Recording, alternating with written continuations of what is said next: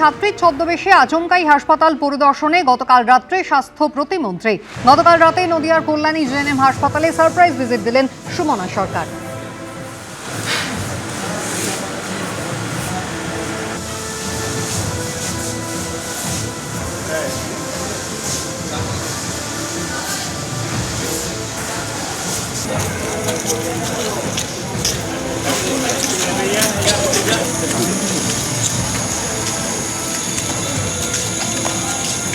আজকে আমি যে ড্রেসে এসেছি এই ড্রেসে আমি সচরাচর বেরোই না আমি, কিন্তু আজকে আমি স্টুডেন্ট সেজে এখানে এসেছি, জাস্ট একটা সারপ্রাইজ ভিজিট এসেছি। আমি আপনাদের পুরো সারপ্রাইজ ভিজিট এসেছি। আজকে আমি যে ড্রেস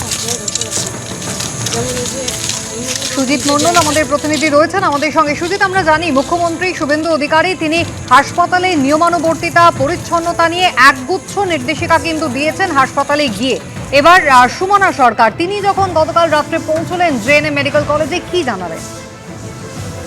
একদমই কুসুমিতা, দেখো মুখ্যমন্ত্রীর কার্যত নির্দেশের পরে কিন্তু আরো একটা চিত্রটা ফুটে উঠেছে। সেটা হচ্ছে বুধবার গভীর রাতে Kalyani college of medicine and GNM হাসপাতালে হঠাৎ করেই পরিদর্শনে আসেন রীতিমতো ছাত্রীর ছদ্মবেশে এবং মহিলা পুলিশকে সঙ্গে নিয়ে রাজ্যের স্বাস্থ্য প্রতিমন্ত্রী সুমনা সরকার। এবং হাসপাতাল ও মেডিকেল হোস্টেলের বিভিন্ন জায়গায় তিনি কিন্তু একাধিক যে অনিয়ম এবং পরিকাঠামোগত যে সমস্যা রয়েছে তার অভিযোগ তুলে কিন্তু রীতিমতো ক্ষোভ প্রকাশ করেছেন।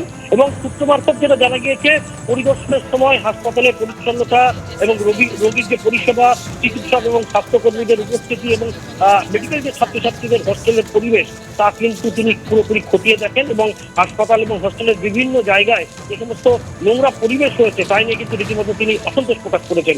এবং পরিদর্শনের সময় মন্ত্রী অভিযোগ করেছেন রাতে হাসপাতালের পর্যাপ্ত পরিমাণ যেসব সিনিয়র ডাক্তারদের থাকার কথা তার কিন্তু উপস্থিতি একেবারেই কম বলে তিনি কিন্তু জানিয়েছেন। এবং হোস্টেলের পরিবেশ নিয়েও কিন্তু অসন্তোষ জানিয়েছেন। এবং মন্ত্রী যেটা জানান যে এই যে তার পরিদর্শন, যে সমস্ত ত্রুটি এবং অনিয়ম সামনে এসেছে তার বিস্তারিত তিনি ঊর্ধ্বতন কর্তৃপক্ষের কাছে জমা দেবে। তবে স্বাস্থ্য প্রতিমন্ত্রীর এই হঠাৎ পরিদর্শনের ঘটনায় কিন্তু হাসপাতাল কর্তৃপক্ষের মধ্যে ব্যাপক পরিমাণে কিন্তু চাঞ্চল্যের সৃষ্টি হয়েছে।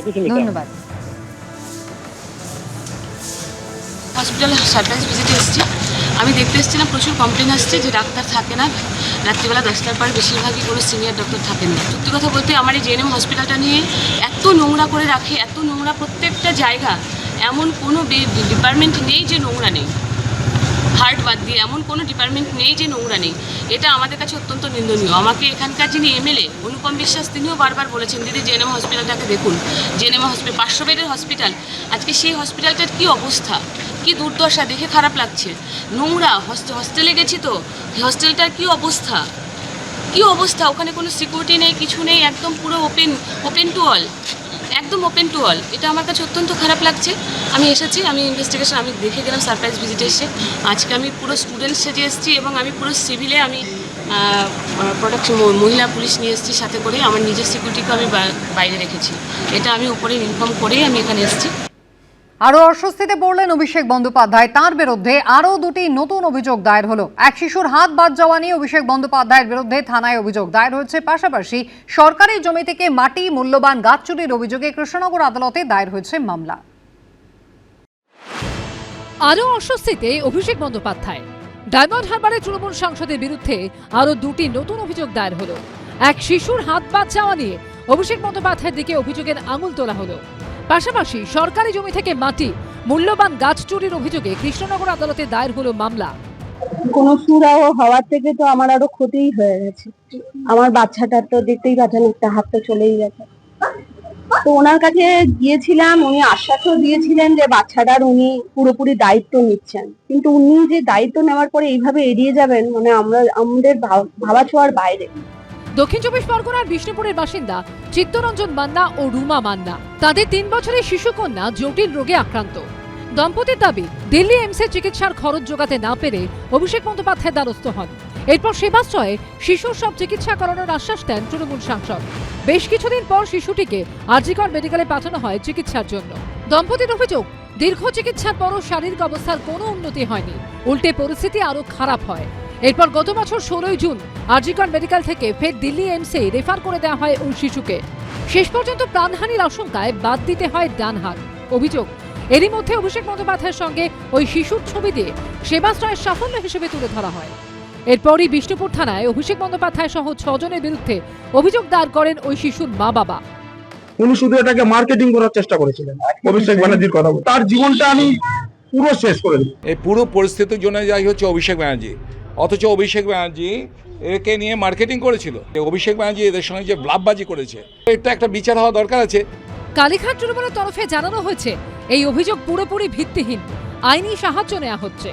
অন্যদিকে নদিয়ার কৃষ্ণনগর জেলা আদালতেও অভিষেক বন্দ্যোপাধ্যায়ের বিরুদ্ধে মামলা দায়ের হয়েছে।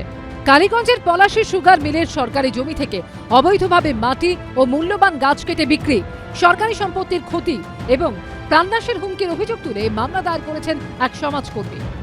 তৃণমূল সরকার আসার পরে এদের নেতা নেত্রীদের মদতে এই মিলের একাধিক যন্ত্রাংশ চুরি হয়ে যায় এবং 33,000 বিঘা জমি রয়েছে এই মিল কোম্পানির আন্ডারে। সে তার জমি মাটি কেটে গাছ কেটে সমস্ত বিক্রি করে পরিবেশকে নষ্ট করার চেষ্টা করছে। এই ঘটনায় অভিষেক বন্দ্যোপাধ্যায়, তৃণমূল বিধায়ক আলিফা আহমেদ ও প্রাক্তন বিধায়ক হাসানুজ্জামান শেখ সহ 30 জনের বিরুদ্ধে মামলা দায়ের করা হয়েছে। গৌতম মণ্ডল ও প্রদ্যোৎ সরকারের report, ABP Ananda.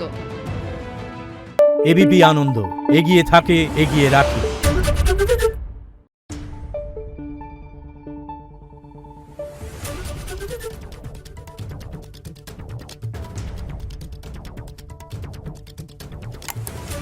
Thank you.